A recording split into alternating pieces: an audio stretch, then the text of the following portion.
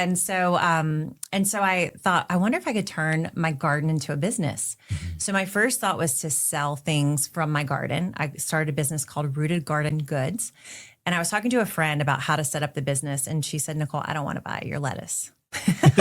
She said, I want you to teach me how to grow lettuce the way you do.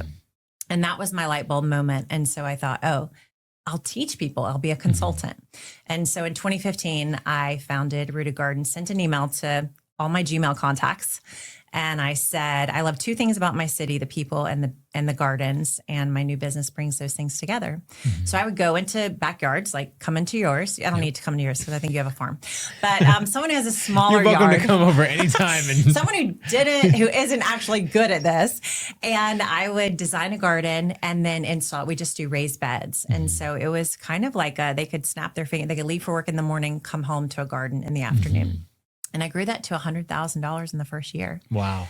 Yeah. And I used Instagram at that time. You know, I would be working in I could drop my kids off. I would run and do a garden, come back, pick up a lane, go back, and then be back at 3 p.m. So there was no time for blog or YouTube. There was no time for anything that was sophisticated. Long form writing or producing a whole video, like No. that's not going to happen. Absolutely But not. But short I could form. take my phone, snap a photo of the before, snap a photo of the after, and post it that night. And so Instagram became just my running portfolio. And before I knew it, I was growing a business. Basically, it was word of mouth and it was Instagram. So I would do someone's garden and they would invite their neighbor over and they'd say, oh, it's so beautiful. And they'd say, yeah, check out our Instagram. And so I grew that business to $1 million a year. Wow. What would you charge for a garden? They would range, you know, my first few gardens were like $500. And then probably the most expensive one we did was like $175K.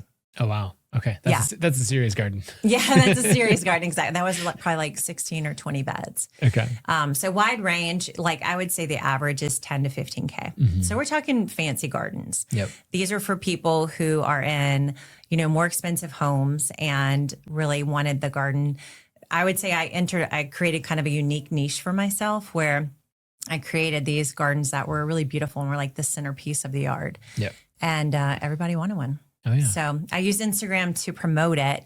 And then, as most service-based business owners do, 2.5 years later, I ended up in the emergency room because I was so busy that I was just running myself to death. And that was when I thought, okay, I could either scale this by going big on the service side. I could get trucks and a team and a foreman, Right. or not. And at the time, my kids were all in elementary school, and it was just really hard to envision myself pushing myself harder physically. And so that's when I started to explore the digital world. And that summer, we took a 21-hour road trip. I drove my kids from Houston to Charlottesville, Virginia, which is where they were born. And I took a course on online courses, taught myself, learned how to build an online course. And then I started taking the things I was doing in these clients' gardens and creating courses on them. And I essentially had two avatars. One was a beginner gardener learning to garden the way I do, and then experienced gardeners, and I would teach them how to have a business like I do. Okay. Yeah. And that was 2017. And so then how did that transform into Gardenary? Yeah, so that was Gardenary. So I kept my service-based business running, and that was kind of the proof, right? It was hey, look at my garden, look at my clients' gardens. I can teach you, even though you live in Idaho, I can teach you how to do this too. And so Gardenary, I founded as a totally separate company because I knew it would be a very different kind of thing. So that was 2017, and I really ran both businesses simultaneously.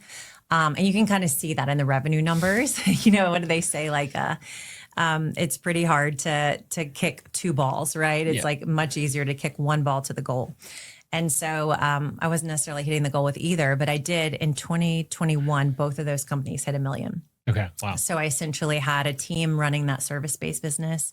And then I was using that as evidence and then building my online course business. Okay. Yeah. And then when did you go all in on Gardenary?